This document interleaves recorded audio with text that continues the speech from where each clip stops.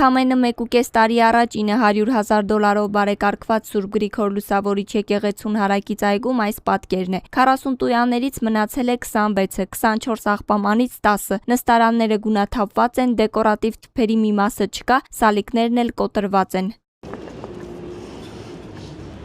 Սա խախուտը կամ ստե հայտարարություն է։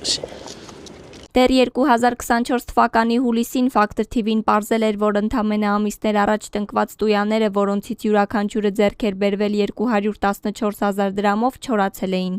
Այդ ժամանակ քաղաքապետարանից Factor TV-ին հայտնել էին, որ պուրակը դեռ շահագործման չի հանձնվել։ Այնինչ մեր հրապարակումից 3 ամիս առաջ քաղաքային իշխանությունը հայտարարել էր, որ շինաշխատանքներն ավարտին են հասել։ Աշխատանքները արդեն ավարտին են հասել։ Մոտ օրերս շտկումները ավարտելուց հետո արդեն կունենանք բացումը։ Բլոգեր Արթուր Չախոյանի գրավոր հարցմանի պատասխան Երևանի քաղաքապետարանից հայտնել են, որ շինարարից աշխատանքներն ընդունել են 2024 թվականի մայիսի 14-ին։ Երևանի քաղաքապետարան գրավոր դիմում եմ գրել, որ երաշիքի շրջանակում շինարար գա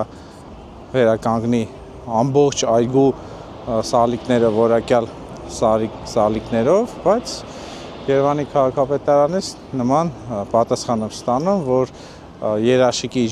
ժամկետը ավարտվել է, ել չի գործում եւ խնդրի լուծման համար Երևանի քաղաքապետարանը նոր ֆինանսական միջոցներ պետք է հատկացնի նոր բարեկարգում իրականացնելու համար։ Factor TV-ն անդրադարձել է,